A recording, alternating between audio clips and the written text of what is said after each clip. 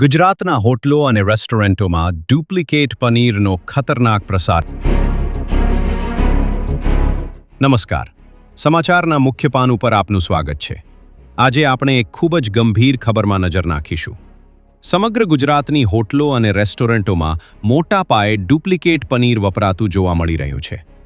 હજુ સુધી મળેલી જાણકારી પ્રમાણે હજારો કિલો ડુપ્લિકેટ પનીર જુદા જુદા શહેરોની ડેરીઓ અને ફેક્ટરીઓમાંથી તૈયાર કરીને બજારમાં ટનબંધ વેચવામાં આવ્યું છે. આ પનીર સામાન્ય પનીર નથી, તે વેજ ફેટ અને વિવિધ કેમિકલથી બનાવાયું છે. સરકારી તંત્ર પણ માન્ય કરે છે કે આ પનીર સ્વાસ્થ્ય માટે ખતરનાક છે. ડુપ્લિકેટ પનીરનો સેવન કરવાથી હાર્ટ અને પેટના ગંભીર રોગો થવાની શક્યતા વધી શકે છે.